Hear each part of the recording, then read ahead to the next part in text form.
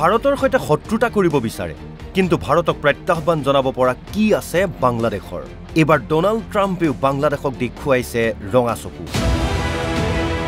যেন পাকিস্তানৰ দৰে অৱস্থা হ'ব বাংলাদেশৰ মোহাম্মদ ইউনুস নেতৃত্বাধীন বাংলাদেশৰ চৰকাৰৰ মাথু কথাহে ডাঙৰ কামত কিন্তু একোৱেই নাই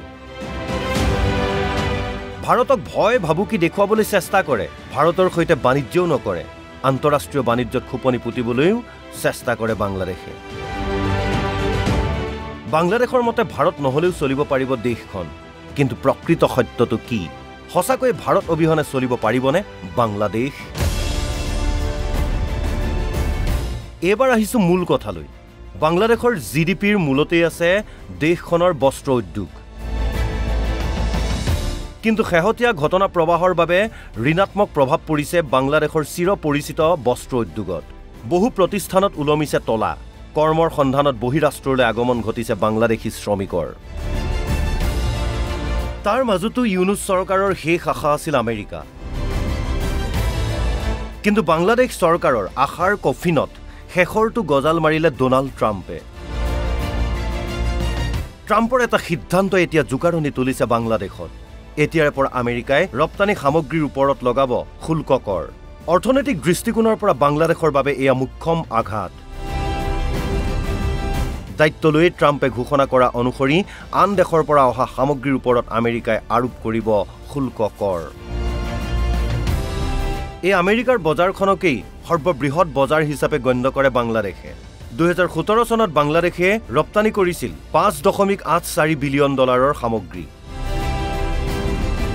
কিন্তু 2022 চনত বৃদ্ধি পাইছিল এই ৰপ্তানিৰ পৰিমাণ বাইডেন চৰকাৰৰ শাসনকালত বাংলাদেশৰ ৰপ্তানিৰ পৰিমাণ আছিল প্ৰায় 11.7 বিলিয়ন ডলাৰ অৰ্থাৎ পূৰ্বতকৈ প্ৰায় দুগুণ বাংলাদেশে প্ৰধানকৈ ৰপ্তানি কৰে কাপোৰ সোৱেটাৰ আৰু সুট কিন্তু ট্ৰাম্পৰ এই সিদ্ধান্ত এক প্ৰকাৰ হাহাকাৰ সৃষ্টি কৰিছে এতিয়া বাংলাদেশত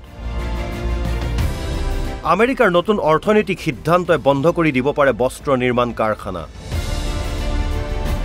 বাংলাদেশৰ বাবে অভিশাপ হলেও কিন্তু আমেৰিকাৰ নতুন অৰ্থনৈতিক সিদ্ধান্ত ভাৰতৰ বাবে হ'ব পাৰে আশীৰ্বাদ স্বৰূপ ভাৰতে লাভ কৰিব পাৰে নতুন সম্ভাৱনাৰ এখন বজাৰ যি সময়ত বাংলাদেশে নিজৰ বজাৰক লৈ যুঁজ দিব লাগিব তেনে সময়তে আমেৰিকাৰ কাপোৰৰ বিকল্প যোগানকাৰী হিচাপে থিয় দিব পাৰে ভাৰত